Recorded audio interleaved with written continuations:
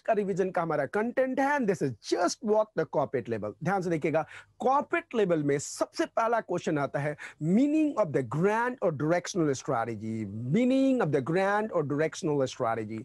अब ध्यान से देखिएगा, इसको हम स्ट्रैटेजिक अल्टरनेटिव भी कहते हैं, और ये कई बार आता है कि कॉर्पोरेट लेवल में ग्लूक एंड जॉस के अनुसार, ग्लूक एंड जॉस के अनुसार कितने जेनेरिक स्ट्रैटेजिक अल्टरनेटिव होते हैं। ग्लूक एंड जॉस के अनुसार, किसके अनुसार? ग्लूक एंड जॉस के अनुसार। Glueck, Glueck and Jauch, that is called G and J. Glueck and Jauch, G and J.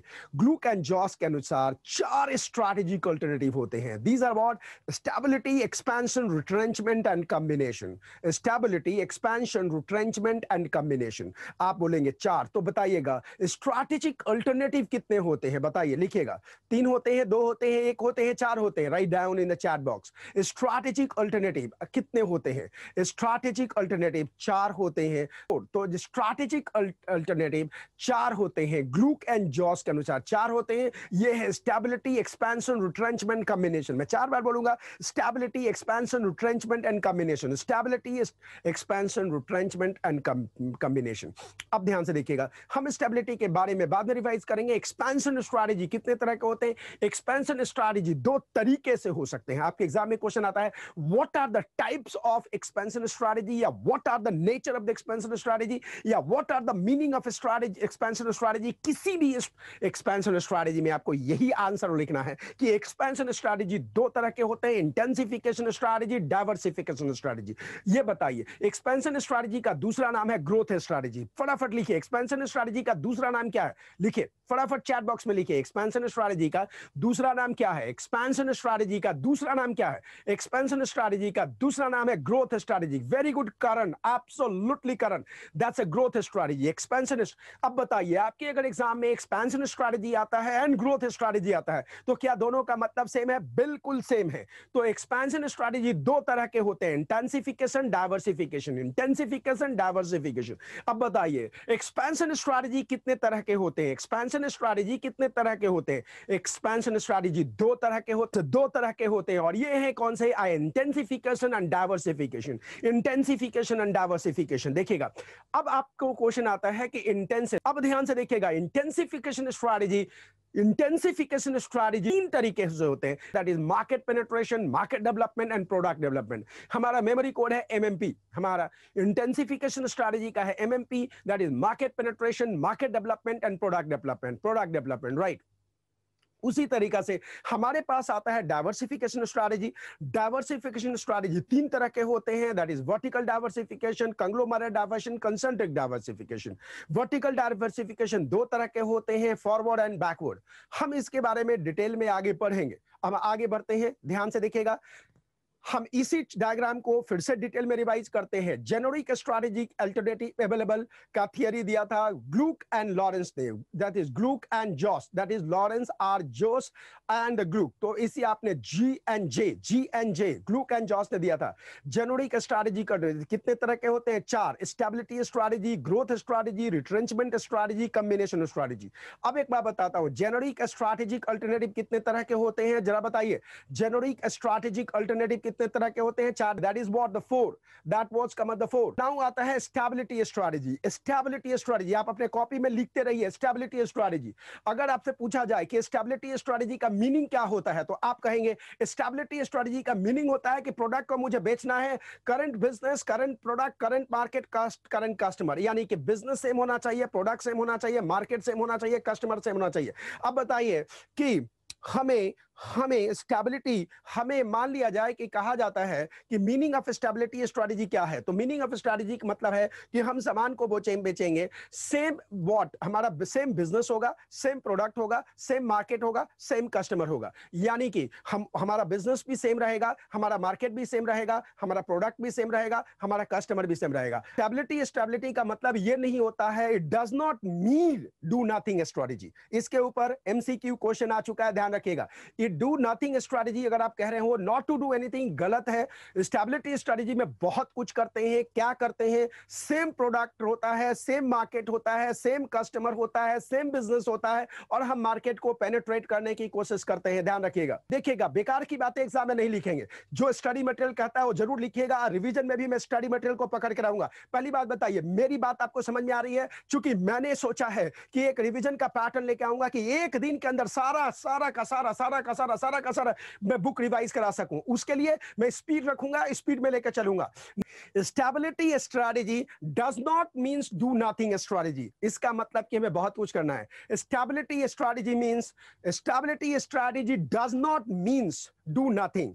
Does not, पहले भी नॉट है, डू नथिंग बाद में निगेटिव है, निगेटिव लेवल कर दिया, तो करेक्ट आंसर है stability strategy does not means do nothing strategy. Now the point is very clear. Stability strategy का मतलब आप ध्यान देखिएगा, एक चीज, हम बिजनेस करेंगे, प्रोडक्ट हमारा सेम होगा, बिजनेस हमारा सेम होगा, मार्केट हमारा सेम होगा, कस्टमर हमारा सेम होगा। क्या क्या सेम होगा? जल्दी से लिखिए।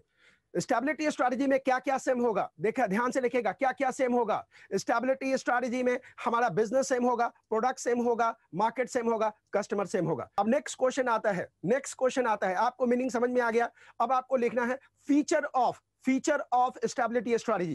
क्वेश्चन अपने कॉपी में लिखेंगे, फीचर ऑफ स्टेबिलिटी स्ट्रैटेजी। इसके लिए हमारा मेमोरी कोड है ISO रिटर्न सी। सो आई का मतलब सिंपल क्या होता है? इंटरेस्ट का सेफगार्ड होना चाहिए कि जो मैं बिजनेस में मेरा मार्केट शेयर है होना चाहिए, स्ट्रेंथ का सेफगार्ड होना चाहिए, ऑब्जेक्टिव का सेफगार्ड होना चाहिए, रिटर्न का सेफगार्ड होना चाहिए, एंड चूज एंड बिजनेस का सेफगार्ड होना चाहिए। चूज एंड बिजनेस का सेफगार्ड होना चाहिए। चूज एंड बिजनेस का आई का मतलब क्या होता है? जल्दी से बोलिए, आई का मतलब क्या है? आई का मतलब है इंटरेस्ट का सेफगार्ड, एस का मतलब क्या है? स्ट्रेंथ का सेफगार्ड, ओ का मतलब क्या है? ऑब्जेक्टिव का सेफगार्ड, सी आर का मतलब क्या है? रिटर्न का सेफगार्ड, एंड फाइव जो सी आता है वो चूज एंड बिजनेस का safeguard. Very simple point is coming, what? ISO return, that is called ISO return. ISO का आई का मतलब क्या होता है? इंटरेस्ट का सेफगार्ड, एस का मतलब है स्ट्रेंथ का सेफगार्ड, ओ का मतलब है ऑब्जेक्टिव का सेफगार्ड, एंड रिटर्न का मतलब रिटर्न का safeguard, and choose and business का मतलब चूज एंड बिजनेस का सेफगार्ड। एकदम क्लियर, एकदम धकाधक, एकदम मजा आ गया। अब बताइए, अगर आपके एग्जाम में क्वेश्चन आता है कि आपको लिखना है what is the feature of stability strategy, तो आप क्या बोलेंगे? फीचर ऑफ स्ट्रैटेजी 5 है। 5 कौन से? जोर से बोलिए, फीचर क्या क्या है? 5 है। ये क्या है? ISO return. जोर से बोलिए, ISO रिटर्न। एकदम झक्कास, समझ में आ रहा है? एकदम समझ में आ रहा है, मस्त समझ में आ रहा है। सो आपने क्या किया? Very simple point, you are coming what? The safeguard of the interest, then you are going what? The objective. ISO return, simple ISO return. तो मुझे लगता है कि अगर आपसे मैं पूछा जाए what is the meaning of stability, तो आपको पता है मार्केट का सेम होना, कस्टमर का सेम होना, प्रोडक्ट का सेम होना, एंड आपको पूछा जाए कि फीचर क्या है, तो आप बोलोगे इंटरेस्ट का सेफगार्ड होना चाहिए, स्ट्रेंथ का सेफगार्ड होना चाहिए, ऑब्जेक्टिव का सेफ होना चाहिए, रिटर्न का सेफगार्ड होना चाहिए, एंड चूज बिजनेस का सेफगार्ड होना चाहिए। Same product same market. मुझे लगता है कि अभी तक हमने मीनिंग ऑफ स्टेबिलिटी स्ट्रैटेजी कर लिया, हमने फीचर ऑफ स्टेबिलिटी कर लिया, 4 जेनेरिक स्ट्रैटेजी कर लिया। 4 जेनेरिक स्ट्रैटेजी ग्रुप जिनका हमारे पास क्या है? स्टेबिलिटी है, एक्सपेंशन है, रिट्रेंचमेंट है, कॉम्बिनेशन है। स्टेबिलिटी है, एक्सपेंशन है, रिट्रेंचमेंट है, कॉम्बिनेशन है। स्टेबिलिटी है, रिट्रेंचमेंट है, एक्सपेंशन है, रिट्रेंचमेंट है, कॉम्बिनेशन है। Now a very simple point is, अब हमारे पास आता है रीजन फॉर स्टेबिलिटी स्ट्रैटेजी। आपके एग्जाम में 4 नंबर का क्वेश्चन आता है, एमसीक्यू में क्वेश्चन आएगा। ये आपके MCQ case studies based question ही आएगा, बिल्कुल जम के क्वेश्चन आएगा, ध्यान रखिएगा। So what is coming? Reason for the stability strategy. Reason for the stability strategy में बहुत क्लियर आता है, सोमाली जैन is coming about the risk. बहुत से सिंपल पॉइंट्स है, इन्वॉल्व REST, रिस्क। ध्यान रखिएगा, चाहे वो स्टेबिलिटी स्ट्रैटेजी का रीजन पूछे, चाहे वो एक्सपेंशन स्ट्रैटेजी का रीजन पूछे, चाहे वो रिट्रेंचमेंट का रीजन पूछे, चाहे कॉम्बिनेशन का रीजन पूछे, सबका मेमोरी कोड है रिस्क। आंसर को आप घुमा दोगे, आंसर को आप घुमाओ के निकालोगे। सो अ वेरी सिंपल पॉइंट, अगर मैं पूछता हूं कि रीजन फॉर स्टेबिलिटी स्ट्रैटेजी क्या है, रीजन फॉर स्टेबिलिटी स्ट्रैटेजी क्या है, रीजन फॉर स्टेबिलिटी स्ट्रैटेजी क्या है, तो आप बोलेंगे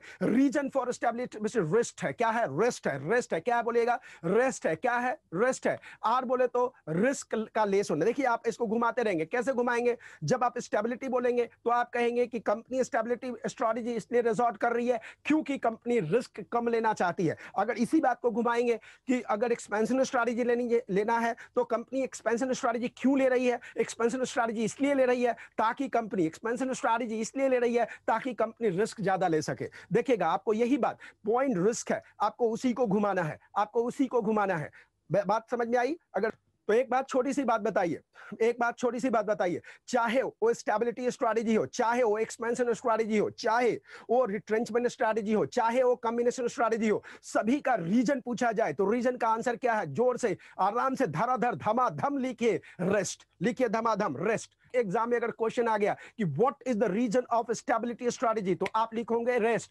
what is the reason of expansion strategy, आप क्या लिखोगे? Rest. What is the reason of the retrenchment strategy, आप लिखोगे rest. What is the reason of the consolidation strategy और कॉम्बिनेशन स्ट्रैटेजी, आप लिखोगे रेस्ट। इसके पहले कि हम आगे बढ़े, रिवीजन के अंदर रिवीजन कर लेते हैं। अगर मीनिंग ऑफ स्टेबिलिटी स्ट्रैटेजी आता है तो बिजनेस सेम होना चाहिए, प्रोडक्ट सेम होना चाहिए, मार्केट सेम होना चाहिए, कस्टमर सेम होना चाहिए। फीचर ऑफ स्ट्रैटेजी क्या है? इंटरेस्ट का सेफगार्ड होना चाहिए, स्ट्रेंथ का सेफगार्ड होना चाहिए, ऑब्जेक्टिव का सेफगार्ड होना चाहिए, रिटर्न का सेफगार्ड होना चाहिए, चूज एंड बिजनेस का सेफगार्ड होना चाहिए। अगर आपके क्वेश्चन में आता है कि रीजन, आपका एग्जाम में सिंपल क्वेश्चन आता है कि रीजन फॉर स्टेबिलिटी स्ट्रेटजी क्या है, तो आप आंसर बोलेंगे क्या चीज? रेस्ट। आप रीजन फॉर स्टेबिलिटी स्ट्रेटजी बोलेंगे तो आंसर क्या बोलेंगे? रेस्ट। आंसर क्या बोलेंगे? रेस्ट। Absolutely correct. सो क्या मैं मानूं कि आपको एक चीज अभी स्टेबिलिटी का समझ में आ गया? अब हम समझते हैं एक्सपेंशन स्ट्रेटजी के बारे में। एक्सपेंशन स्ट्रेटजी समझने के लिए सबसे पहले मीनिंग समझते हैं, तो आप अपनी कॉपी में साफ लिखिए meaning of expansion strategy. Meaning of expansion तीन आपको लिखना है।